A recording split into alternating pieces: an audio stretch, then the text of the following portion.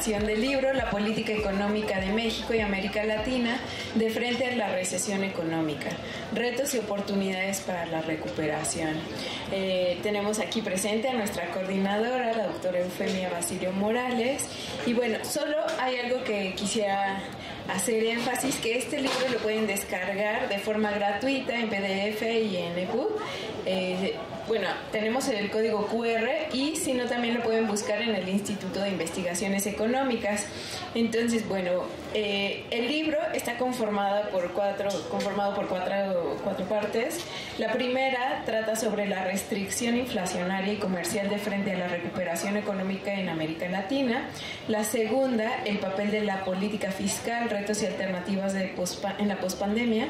La tercera, segmentación laboral y salario mínimo en el México ante los efectos de la pospandemia. Y la cuarta, políticas públicas ante el reto de recuperación económica, seguridad sanitaria y efectividad de los programas sociales.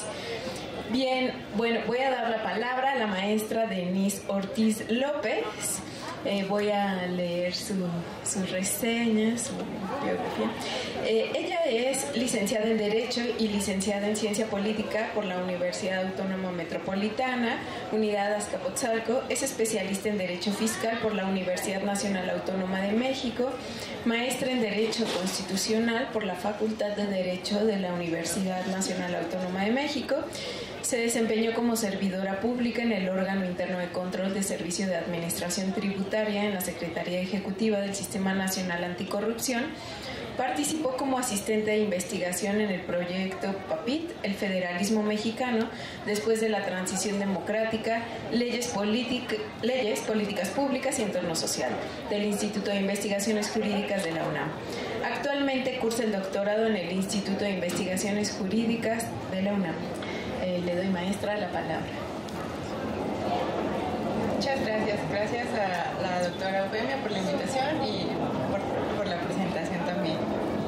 Bueno, pues como ya habrán escuchado, yo no soy economista, no es exactamente mi campo, pero a mí me gustaría comentar la segunda parte de este libro, que es en la que tuve oportunidad de participar. Y justamente esta segunda parte, que trata sobre el papel de la política fiscal, retos y alternativas en la pospandemia, me parece que para sorpresa, no, para mi sorpresa cuando leí esta parte, la verdad es que encontré como muchas coincidencias en los análisis, ¿no? En el primer capítulo de esta segunda parte, que es el que nos presentan la doctora Teresa López González y la doctora Eufemia Basilio Morales, nos hablan desde una perspectiva de política fiscal y política monetaria. Y en el capítulo quinto, que es el que nos presenta la doctora Mónica Mimbrera, y un segundo para no omitir a nadie, y Yolotzin Flores, ellas nos hablan desde la política financiera.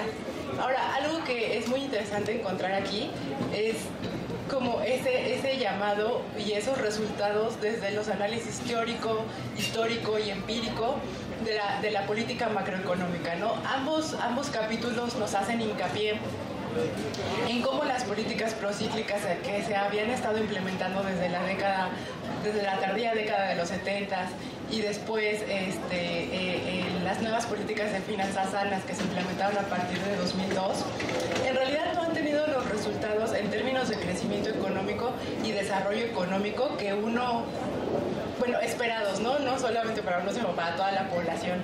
En el caso del capítulo cuarto, que nos habla que está más orientado a política fiscal y política monetaria, las doctoras hacen un estudio a partir de los multiplicadores fiscales, tanto de ingreso como de gasto.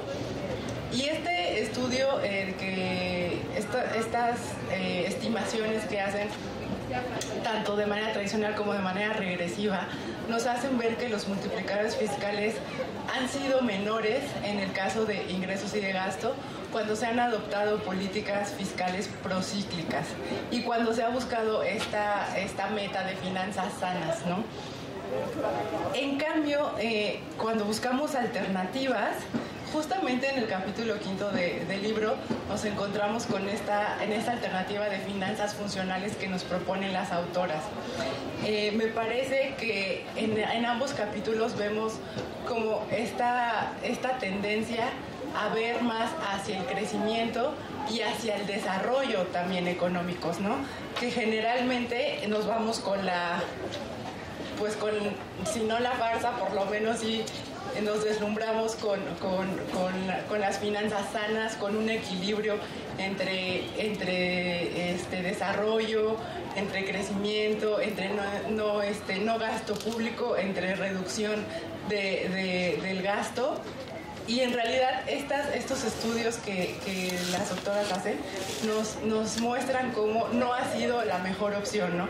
Pero que sí hay otras opciones, como por ejemplo las finanzas funcionales. Ahora, algo que también me gustaría recalcar, y aquí es donde entra creo que más la parte en la que yo colaboro en este libro, es que ambos capítulos nos hacen un énfasis en que no toda adopción o no todo cambio en la política macroeconómica es automático, ¿no? No todas las cosas se pueden adaptar, no todos los modelos o las ideas se pueden adaptar a los países sin más, ¿no? O sea que sí tenemos que voltear a ver ciertas características, y en más como en un estado como el nuestro, que es un estado federal, que se compone de estados muy heterogéneos, sí tendríamos que voltear a ver el desarrollo regional como un impulso hacia adelante en la política macroeconómica, ¿no? Como donde empecemos a poner el foco. Y justamente es ahí donde, o en esta tónica de voltear a ver no solamente un plan nacional, sino contemplar las particularidades de los estados, que se inserta pues el capítulo en el que yo colaboro. En este libro pues yo propongo una manera de evaluar la coordinación fiscal o el federalismo fiscal en nuestro país, a partir de exponer como los principales problemas que observo en la coordinación fiscal, ¿no? A través de un modelo de círculo vicioso. Entonces, en este capítulo pues yo explico cómo el modelo que tenemos de coordinación fiscal, que justamente hemos adoptado desde 1970, que coincide justamente con el periodo en el que las autoras anteriores hacen hincapié en que empezamos a abandonar el modelo de sustitución de importaciones, y que además también empezamos a adoptar medidas más tendientes a la liberalización del mercado y a una construcción del gasto. Justamente en ese entorno económico es que fiscalmente adoptamos un pacto y comenzamos más bien los estados comienzan a renunciar a su autonomía fiscal para poder darle a la federación el poder de recaudar los impuestos más grandes, ¿no? Por lo menos los que recaudan más. Y esta cesión de su potestad tributaria, pues al final viene trayendo una serie de consecuencias, ¿no? Una de ellas no solamente una de ellas es la inconformidad y la pereza fiscal por parte de los estados. Recordemos que la manera en que funciona a grosso modo nuestra coordinación fiscal, pues es que los impuestos como el IVA o el ISR, que es el impuesto al ingreso, los recauda la federación, y la federación después le participa o le da una parte a los estados, precisamente porque ellos cedieron su potestad tributaria para que la federación cobrara esos impuestos, ¿no? Y además también les otorga lo que se llaman aportaciones, que son fondos, que son recursos etiquetados que van a ciertas áreas del desarrollo económico de los estados, ¿no? A la educación, a la salud, a la infraestructura. Y queda un margen poco amplio para los estados para recaudar impuestos o para hacerse de más recursos. Es cierto que con imaginación o creatividad fiscal los estados podrían recaudar más, pero también es cierto que, como vamos a ver en este esquema que yo propongo para estudiar el federalismo fiscal, hay una serie de elementos que terminan haciendo o terminan menoscabando esta creatividad o esta potencialidad fiscal de los estados, ¿no? Entonces, yo explico cómo esta manera en la que funciona nuestra coordinación fiscal para empezar, pues genera inconformidad, ¿no? A los estados, siempre hemos escuchado en las noticias que los estados del norte, al tener mayor industrialización, pues obviamente consideran que los ingresos que ellos aportan a la federación son mucho más cuantiosos que estados, por ejemplo, del sur, que no tienen tanta industrialización y que no tienen tantos recursos, ¿no? O tanto desarrollo económico. Pero además también tenemos esta situación en la que si yo ya recibo recursos de la federación y con esos recursos me alcanza, ¿para qué me pongo de imaginativo y para qué creo nuevos impuestos que al final no me van a dar votos o no me van a generar popularidad entre la ciudadanía, ¿no? O incluso, ¿para qué me pongo a invertir en gasto o para qué gasto en infraestructura o en proyectos grandes que no me van a dar a mí la gloria como político en mi periodo, sino que van a tener que ser culminados por otros periodos y ya no va a ser para mí esa estrellita, por decirlo de alguna manera. Entonces, esta parte de no querer innovar en impuestos después nos lleva a una situación en la que de todas maneras hay que cubrir un presupuesto, de todas maneras los estados tienen que cubrir las necesidades de la ciudadanía y hay que recurrir al endeudamiento, ¿no? Incluso también la doctora Mónica Bimbrera en el capítulo habla sobre esta ley de disciplina y en materia de endeudamiento que tienen los estados, pero también tenemos como fallas en esa ley, ¿no? Este sistema de alertas a través del que funciona la ley, pues también tiene algunas críticas. Y en realidad no es como que, si bien no estamos peleados o no estamos satanizando la idea de la deuda pública, lo cierto es que habría otras maneras para hacerse de ingresos antes de recurrir a la deuda, ¿no? Y que también fuera como una deuda manejable, porque finalmente los estados piden dinero con garantía de que tienen las participaciones que le da la federación. Ahora, esta situación nos lleva a también otro problema, que es la dependencia económica, e incluso pues también agregaría política, ¿no? Si yo como Estado no me pongo a generar nuevos recursos a partir de otros impuestos, entonces dependo económicamente de lo que me dé la federación. Y también hay estudios en materia política en los que se señala que precisamente con la finalidad de no alterar o no perjudicar sus carreras políticas, los gobernadores no son más reacios o no pelean por mayores recursos a la federación. Y esto hace que, pues, en realidad tengan pocas oportunidades de tener más, ¿no? Hay precisamente, y lo señalo aquí en el capítulo, estudios en los que se ha evaluado cómo los gobernantes que pertenecen al mismo partido político en el que está el presidente de la República no pelean por mayores recursos, mientras que los que están en partidos de oposición sí lo hacen y sí ven reflejado en sus ingresos un incremento, ¿no? Entonces, esta situación de dependencia económica y política en realidad pues no favorece a la ciudadanía, favorece probablemente a las carreras políticas de los gobernadores o de quienes estén contendiendo o con miras hacia ocupar puestos políticos, pero no así, no a la ciudadanía, y no se ve reflejado en el crecimiento, en el desarrollo económico, ¿no?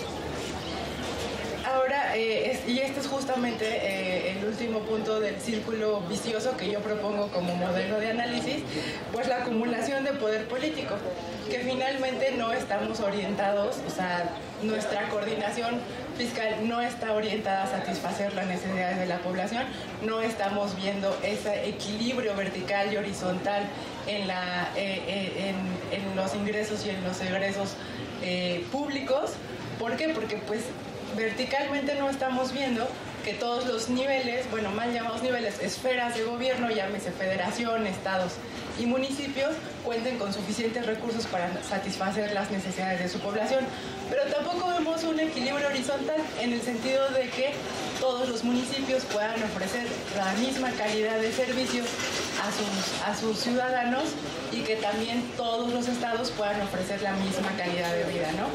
Este esquemita de análisis que yo propongo en el libro, pues es algo muy sencillo, ¿no? Creo que hay muchas cosas que después cuando analizamos cada uno de estos puntos podemos ver que dan para mucho más y que generan muchos más problemas.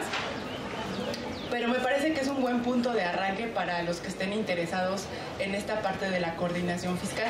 Además de que también, como yo les decía al principio, pues me pareció muy grato encontrar como esta conexión entre los capítulos de esta segunda parte del libro, porque no solamente vamos a poder ver el problema a nivel fiscal, a nivel coordinación fiscal, como yo lo expuse aquí, sino que también vamos a ver que es un tema que se viene enlazando desde políticas macroeconómicas, no solamente la política fiscal y la política monetaria, sino también la política de finanzas públicas. Entonces creo que esta parte del libro, si ustedes están interesados en eso, les ofrece como un buen panorama para ver no solamente históricamente desde dónde se adoptaron esos modelos, sino además las propuestas y los debates intelectuales que hay al respecto, y desde ahí empezar a generar propuestas, ¿no?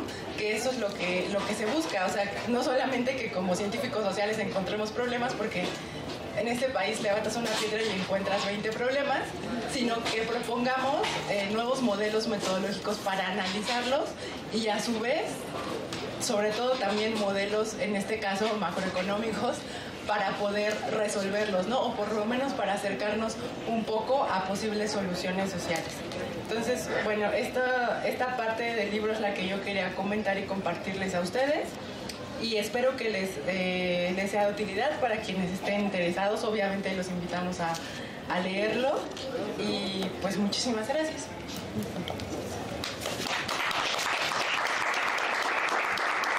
Muchas gracias, Denise. Bueno, ver estas diferentes aristas también nos permite ir profundizando en el análisis y sobre todo ver cuáles son los factores que van interviniendo y bueno, aún el mismo libro está dividido en apartados. Tú aún nos haces un subapartado de la política fiscal, entonces bueno, les invitamos a que profundicen en él. Ahora voy a presentar al licenciado Miguel Ángel Márquez Toscano.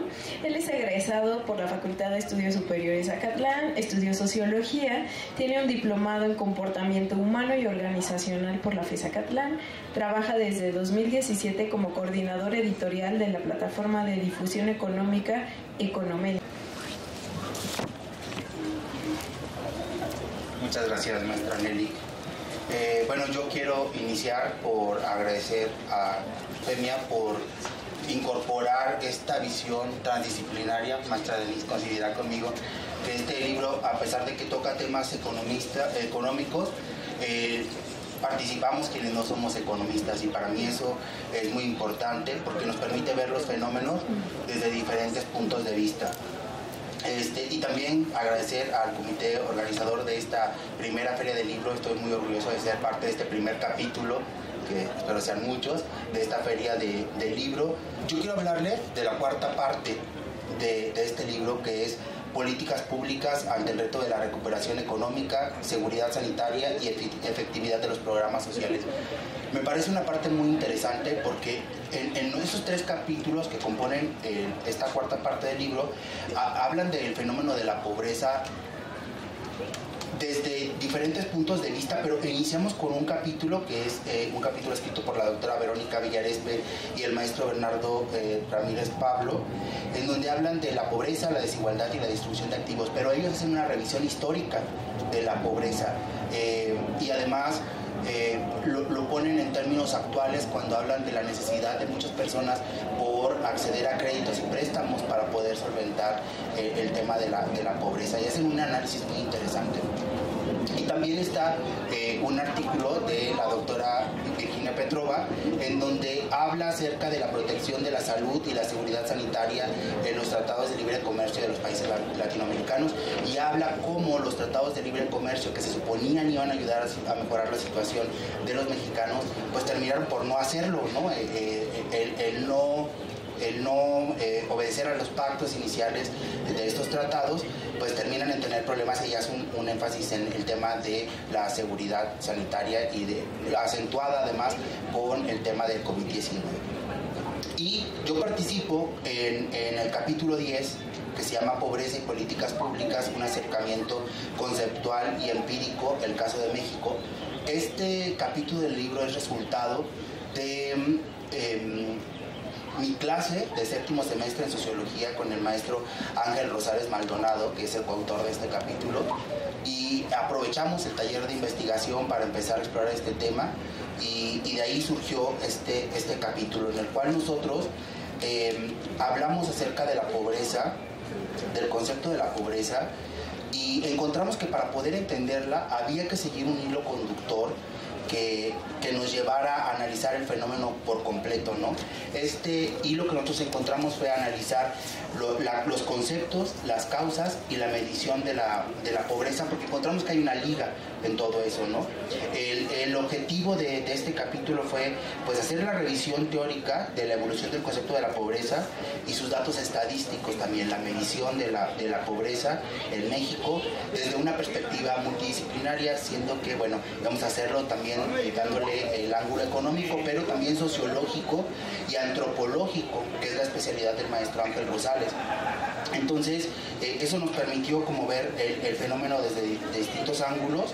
Hicimos un análisis crítico de las políticas públicas y de los programas sociales, que son estos programas que emanan de la política pública y que finalmente usa el Estado para mitigar o paliar los efectos de la pobreza en nuestro país. Entonces, en el primer apartado, nosotros revisamos los orígenes teóricos de la pobreza desde el siglo XV, cómo se visualizaba la pobreza desde entonces, y empezamos haciendo una revisión conceptual de cómo, del concepto de la pobreza. Cuando la pobreza se conceptualizaba por el ingreso, por el gasto, por las necesidades básicas insatisfechas, hasta llegar a la medición multidimensional de la pobreza, que es la medición, la concepción actual que tenemos del concepto de la pobreza.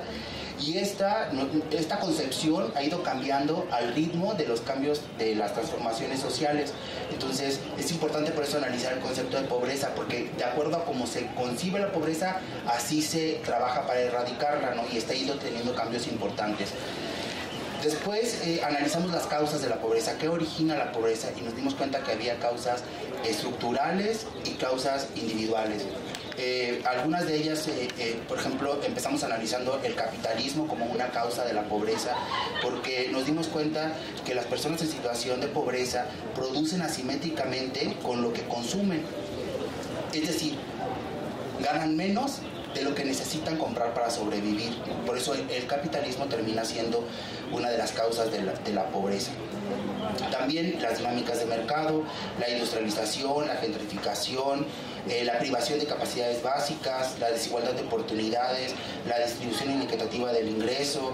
También nos dimos cuenta que la situación geográfica juega un papel importante cuando hablamos de pobreza, porque nos hemos dado cuenta que, por ejemplo, en nuestro país la pobreza se encuentra más agudizada en los estados del sur.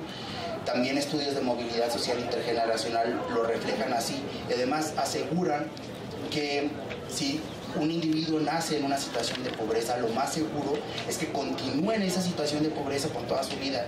Solamente el 30% de la población en situación de pobreza tiene oportunidad de salir de esa situación, de acuerdo a estas mediciones que hace el Centro de Estudios Espinosa Iglesias, ¿no? Entonces, digamos que si naces en una situación de pobreza es muy difícil que podamos salir de ella, ¿no? Y después pasamos a analizar la medición de la pobreza, y me parece muy interesante que me detenga aquí a comentar que esta ha ido cambiando. Si nosotros quisiéramos hacer una medición lineal de la pobreza desde 1900, pues sería muy difícil hacerla porque no hay una medición lineal, esta ha ido cambiando.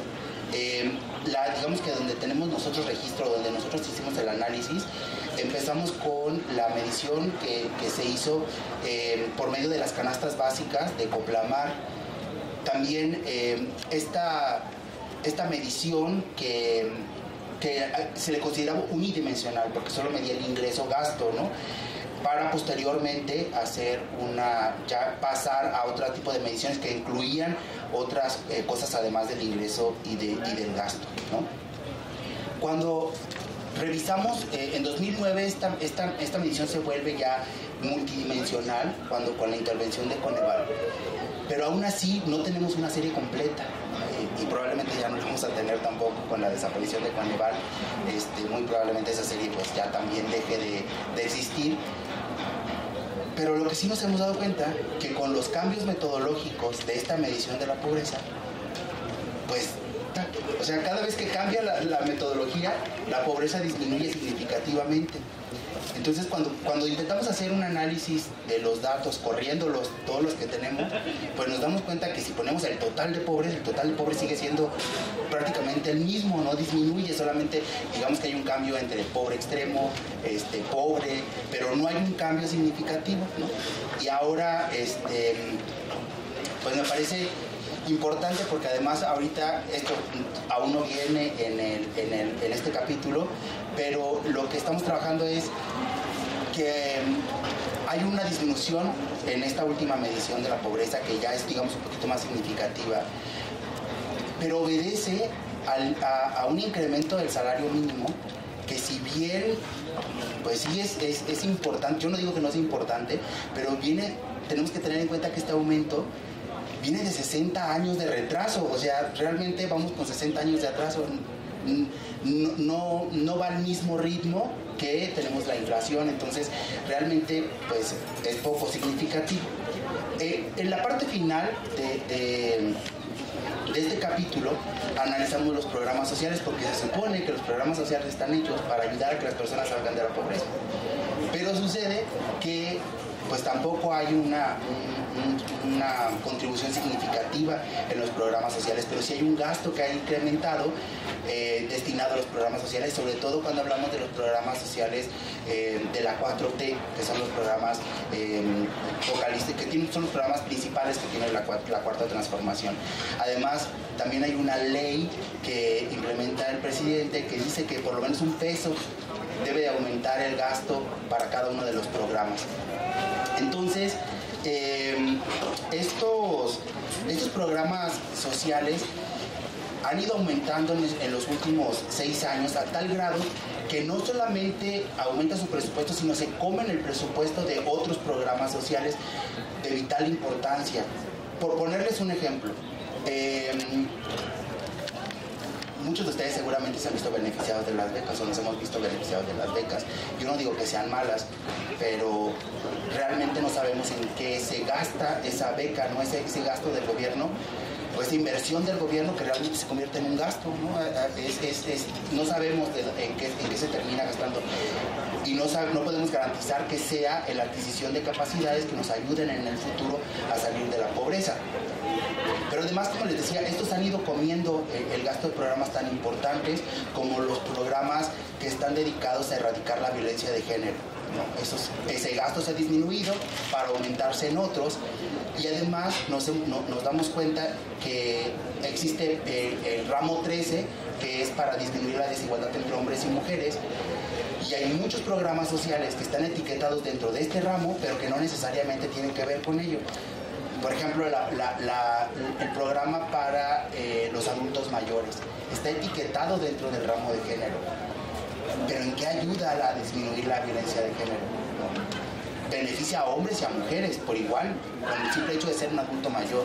Entonces, este tipo de programas va comiendo el gasto de todos los demás, como el caso de los de género, y cada vez vemos viendo una gráfica acá en el capítulo de cómo estos han ido engrosando su gasto, y los demás se va haciendo chiquitito, y además los índices de pobreza pues no disminuyen, ¿no?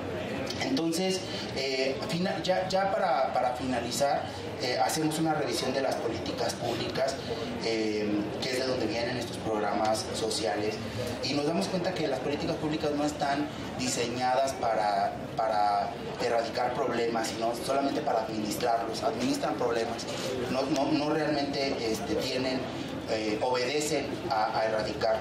Más bien, si nos ponemos digámoslo así, directos, más bien están dirigidas hacia un clientelismo político, hacia dar programas de ingresos monetarios directos que amarren el voto. Es lo que más que disminuir la pobreza, están dirigidas a un clientelismo político, y eso es lo que van a encontrar en este capítulo 10, que es, digamos, una primera aproximación a este problema que seguimos trabajando. Lo estoy trabajando con el maestro Ángel Rosales, también lo estoy trabajando con el maestro Luis Ángel Ortiz Palacios, con la doctora Teresa López, y digamos que esta primera aproximación nos va a dar para seguir en esta línea de investigación. Muchas gracias.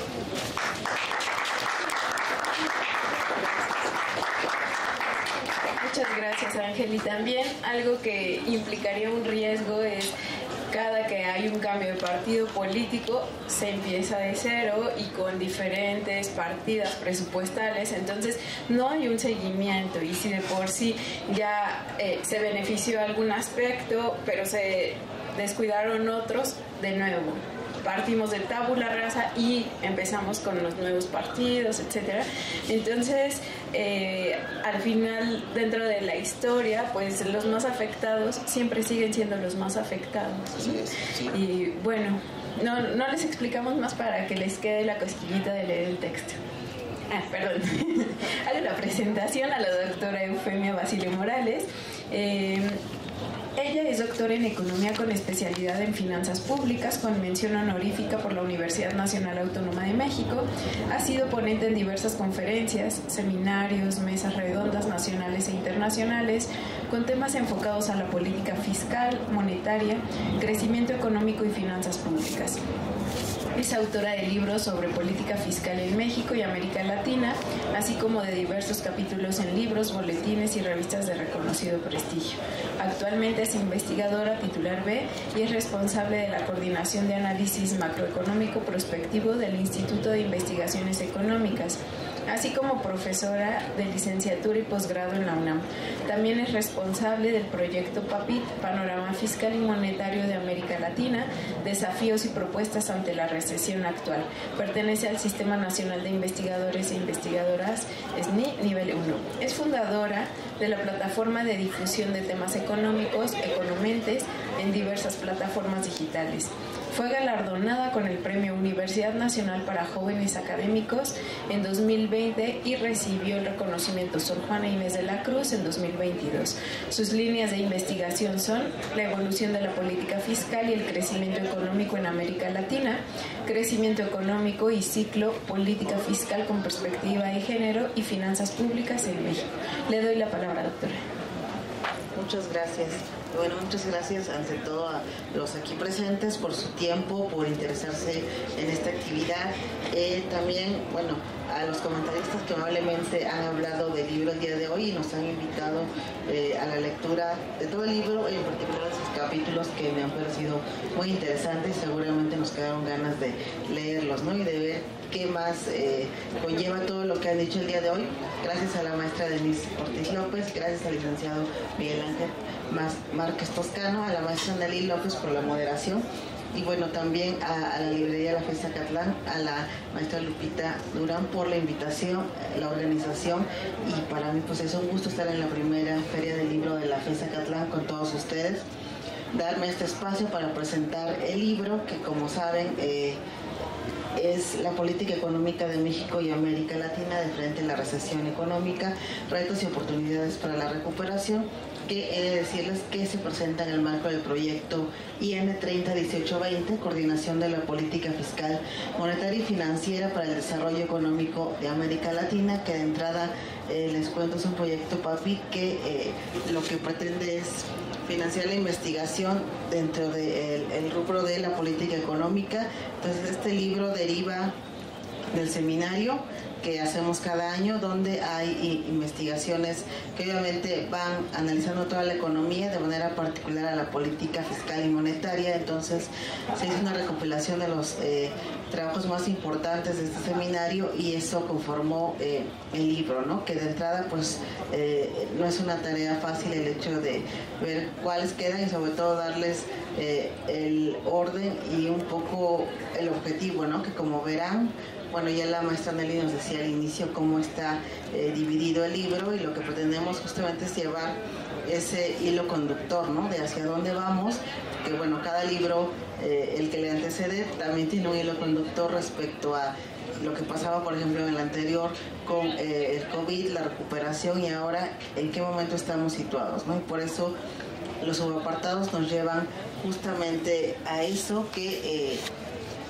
voy a hablarles ya a grosso modo, porque ya la maestra Nelly nos ha explicado bien cómo quedan divididos, pero la idea era empezar de lo que pasa en América Latina, ¿no? De lo general a lo particular, entender cuál es el entorno, porque finalmente estamos en América Latina, a pesar de que, como siempre le digo a mis alumnos, no somos un país igual al otro, aunque de repente nos engloban como que en la misma tónica y piensan que somos lo mismo, pero cada país, dependiendo de su política, de su historia, de su idiosincrasia, es diferente, y por lo tanto las políticas económicas deben ir orientadas de manera diferente, ¿no? Porque de pronto también sabemos que los organismos internacionales nos quieren como que encuadrar en lo mismo y decir, bueno, tiene que ser esto para todos.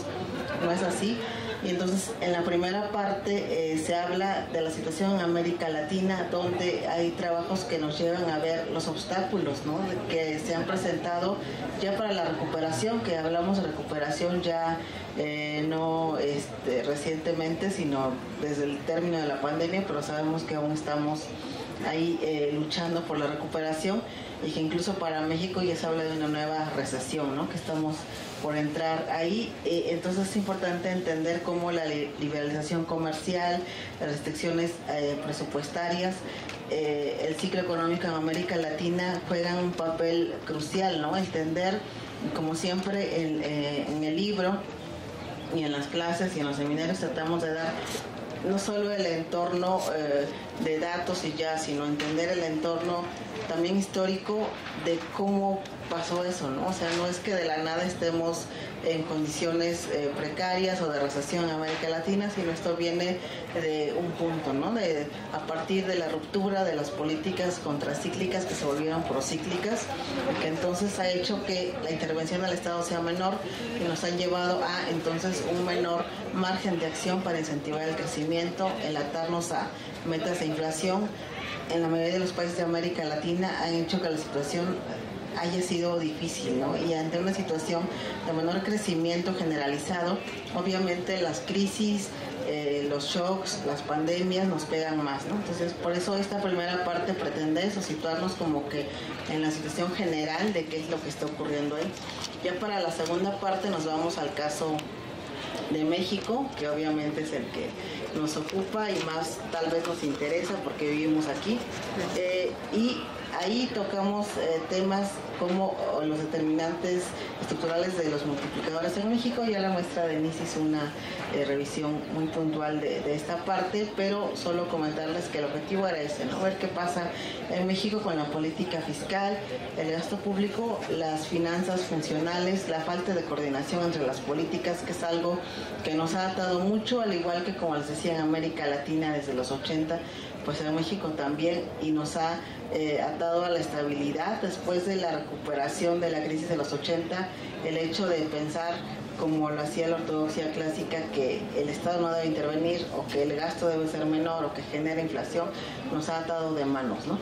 Y lo grave es que ya en los últimos gobiernos, en el pasado y en el actual, parece que seguimos en la misma tónica de ver más por la estabilidad que por el crecimiento, y los resultados pues están ahí, ¿no? El no arriesgarse o el no pensar que la política fiscal es importante y debe serlo para incentivar el crecimiento, creo que ha jugado en contra de nosotros mismos, bueno, de la economía. Y en la tercera es quedarnos en lo económico, ¿no? Bueno, de pronto cifras, y como bien decía, la multidisciplina es importante, entender también cómo se influye en otras áreas, ¿no? Cómo no solo es crecimiento, sino qué pasa con el desarrollo, qué pasa con la salud, o qué pasa con la pobreza, con los programas sociales, con las brechas de género. Entonces, ya en la tercera parte aterrizamos en esto de manera generalizada para entender, como les digo, esta parte de desigualdad, cómo nos ha pegado y cómo de pronto los más afectados son los que menos tienen, ¿no? Contrariamente a lo que podría pensarse, porque el Estado, como saben, debe pretender maximizar el bienestar social, es el objetivo, y finalmente creo que no lo está cumpliendo, ¿no? No lo ha cumplido desde hace muchas décadas, no solo de ahora, pero creo que es importante este viaje que hacemos a lo largo de variables clave, que nos ocupan a todos y que nos involucran a todos, ¿no? No sé si todos los que estemos aquí sean economistas respecto a los presentes, pero no es algo, como ya comentaba Ángel, que solo sea exclusivo de la economía, ¿no? Hay otras ciencias que se involucran y justamente en este libro pretendo eso, que no sea solo económico, sino, bueno, tenemos el gusto de que la maestra Denise haya escrito, entonces toda la parte legal está ahí, también, bueno, Ángel, que es sociólogo, es involucrarnos más allá, ¿no? Porque sí creo que la economía nos impacta a todos. Hablamos en este libro del salario, la salud, de la pobreza, y eso pues finalmente es algo que puede afectar a toda la población y que es interesante entender, ¿no? El hilo conductor. Entonces justamente el objetivo es ese, ¿no? Analizar los efectos que ha tenido la política macroeconómica en América Latina, de manera particular en México, y de ahí aterrizar al desarrollo económico, a la pobreza y a lo que pueda afectar al resto de la economía, ¿no? Pretendiendo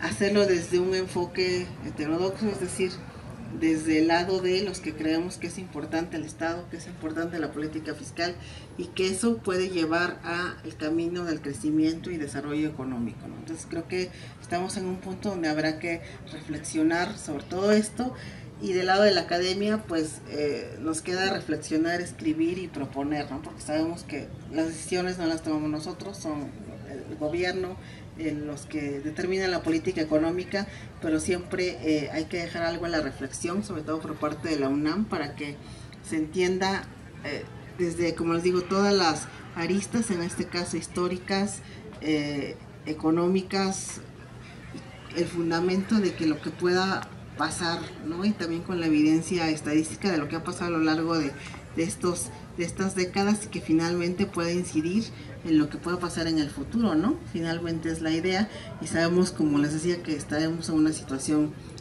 una situación compleja. En América Latina apenas hablábamos de la recuperación y hay una lógica que nos lleva a frenarnos, ¿no? O sea, a todo la falta de coordinación de políticas hace que no se haya incidido positivamente en el crecimiento, y como les decía hace rato, se habla de una recesión que puede ser que llegue el siguiente año. Entonces creo que es importante estar informados de todas estas cosas. Son lecturas interesantes, capítulos que les digo, he tratado de compaginar lo más relevante de todos estos temas y también propuestas, porque no es solo explicarlas, sino proponer, que creo que todos los autores lo han hecho ahí. Bueno, la invitación a que lo lean. Está de venta en la librería del IEC, pero también está en EPUB y en PDF en la página del IEC. Entonces pueden entrar ahí y descargarlo gratuitamente. Lo importante es difundir el conocimiento y que ustedes lo puedan consultar, citar y referir. Y pues no me queda más que agradecerles su presencia el día de hoy, invitarlos a que lo revisen, reflexionen y lean todos estos temas que pues dejan mucho, ¿no? al análisis futuro, y pues muchas gracias nuevamente.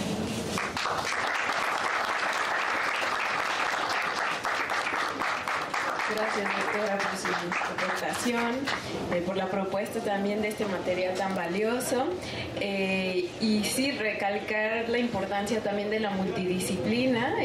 No sabemos si todos y todas ustedes son economistas o estudian algo en torno a las ciencias sociales, pero siempre recordar que para grandes soluciones también se necesita un trabajo colaborativo de diferentes perfiles, diferentes perspectivas, para que sea más sólida esa propuesta de solución. Vamos a pasar a la ronda de preguntas.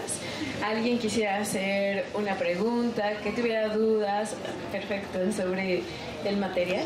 Sí, o sea, tenía dos preguntas, una para Denise, y le quería preguntar qué le motivó a escribir sobre políticas monetarias, y otra para Ángel. Le quería preguntar a usted qué opina, si vale la pena fortalecer los programas sociales para mejorar la calidad de vida de muchas personas, o deberíamos de tener cuidado porque no se convierta en herramientas del clientelismo, sobre todo cuando representa una parte tan importante de ingreso de muchas familias, muchas veces hasta el 30% de sus ingresos totales. Entonces sí, esas dos. Muchas gracias por las preguntas. Y bueno, en mi caso, que mi formación inicial es de abogada, jurista, en realidad lo que primero me interesó por los temas de coordinación fiscal, pues fue la parte de cómo normaba la ley, qué le iba a tocar a quién, ¿no? Cuánto dinero le iba a tocar a qué estado, por qué esa cantidad de dinero, y si de verdad estaba cubriendo sus presupuestos y las expectativas o las necesidades de la población. Entonces, no sé, a lo mejor si ustedes están dentro de ciencias sociales, les pasará que llega un momento en el que están estudiando algo, un problema, una situación, y se dan de cuenta que su disciplina como que ya llegó como a una parte en la que ya no le toca más, ¿no? Siempre entramos como a este problema de teoría de sistemas en la que todos están juntos y entonces uno dice, ay, creo que me equivoqué porque si quería yo resolver este problema tuve que haber estudiado otra carrera.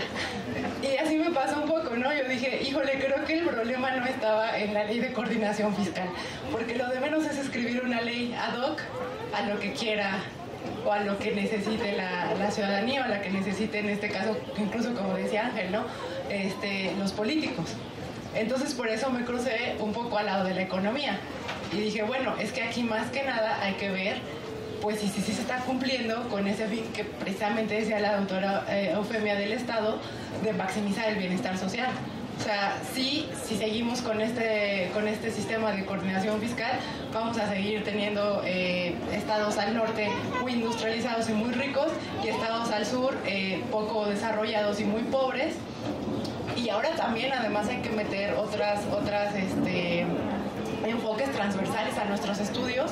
Ya lo mencionaban, el tema de género, pero también el tema de clima y sostenibilidad, ¿no? Que casualmente tenemos un norte bien pobre en recursos, no tiene agua, y un sur que tiene muchísima agua, pero no tiene la infraestructura y la industria. Entonces creo que en el momento, y les pasará a todos que se vayan adentrando en sus temas de interés, de investigación, en los problemas que los llevaron a escoger incluso sus carreras, se van a dar cuenta que al final sistema político, sistema jurídico y sistema económico toda la vida se están peleando, ¿no? Y aquí lo que a lo mejor hay que intentar es que dentro de esas luchas de poder sea lo más beneficiado o por lo menos que sea menos perjudicada la sociedad, porque como bien decía Nelly, o sea, podemos tener cambios en las perspectivas políticas, en partidos políticos, incluso podemos adoptar diferentes enfoques económicos o macroeconómicos, como nos decían, las políticas heterodoxas o las políticas ortodoxas, y el punto que siempre se pierde y que queda como difuminado es en dónde quedó el bienestar social, ¿no? En dónde se están satisfaciendo las necesidades de la población. De verdad tenemos la calidad de vida en cada una de las regiones del país.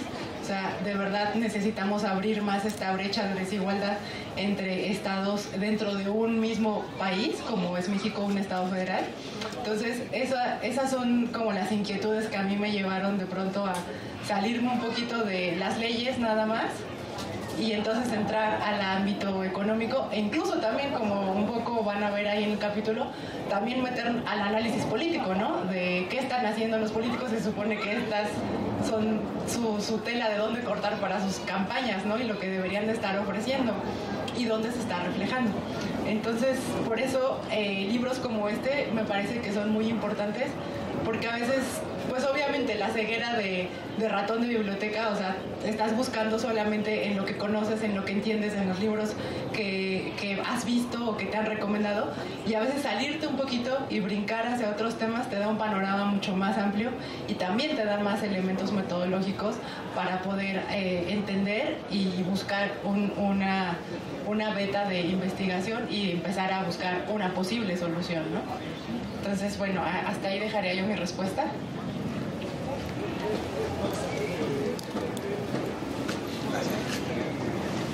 La respuesta corta es no. Esa es la respuesta corta. Pero estoy totalmente de acuerdo con que muchas personas dependen de esos programas, ¿no? Y no estamos hablando de quitarlos, porque tenemos un histórico de programas sociales. Estamos hablando de mejorar las reglas de operación, porque un gran porcentaje de los programas sociales actuales no tienen reglas de operación definidas, es decir, está montado el programa, tiene un objetivo, pero no tiene reglas de operación. O sea, no están focalizados, por ejemplo. lo que sí sucedía con los programas sociales de la década de los 90, que tenían un foco. Los programas sociales, por ejemplo, de los 90, no estoy diciendo que son mejores que estos, tenían sus detalles, ¿no? Pero uno de los beneficios que sí tenía es que, por ejemplo, hablamos de Progresa, Prospera, Oportunidades. Estos programas tenían el sentido de yo te voy a dar un ingreso económico, pero tú vas a tener que llevarte al médico, que yo te voy a dar el médico gratis, lo tienes que llevar a la escuela y te voy a dar la escuela. Es obligatorio si quieres que te den tu nombre. Pero ahora con los programas de transferencia directa y de acceso universal, lo mismo da quien lo recibe. ¿Alguno de ustedes escuchó en la mañanera a la doctora Claudia Sheinbaum cuando dijo que uno de los expresidentes estaba pidiendo que se le regresara la pensión por haber sido presidente, y que ella dijo, pues no, la pensión no, pero el programa de adultos mayores ahí está, ese sí se lo damos, ¿no? Y entonces a mí me entró esa espinita y digo, el señor expresidente necesita ese ingreso del programa social, podría acceder si quisiera, porque es de acceso universal, si él quisiera puede pedirlo, ¿no? Entonces, lo que yo me pregunto es, ¿lo necesita? ¿Realmente le impacta o tendría mayor impacto en otras personas, ¿no? Entonces, yo definitivamente creo que los programas sociales no pueden desaparecer. No. Solo creo que deben de mejorar las reglas de operación y se deben focalizar, porque evidentemente lo necesitamos.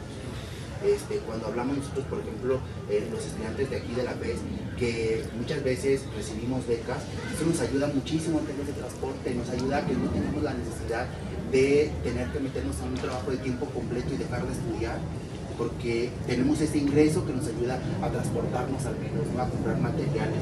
Los programas sociales son súper importantes, solo hay que mejorar. Esa sería mi respuesta. Muchas gracias por lo que Muchas gracias. ¿Alguna otra pregunta, comentario, duda que tengan sobre el libro? Bueno, al inicio también les comentaba que en las lonas está el QR donde ustedes pueden descargar el material de forma gratuita. Entonces les invitamos a que visiten y lo descarguen, lo estudien, escriban a los ponentes, a las ponentes, cualquier duda que tengan. Y bueno, pues agradecemos muchísimo su presencia, la invitación, y siguen muchísimas actividades, estén al pendiente de la programación porque hay muchísimas actividades, no solo libros, también hay otro tipo de actividades, entonces estén preguntando y descargando la programación.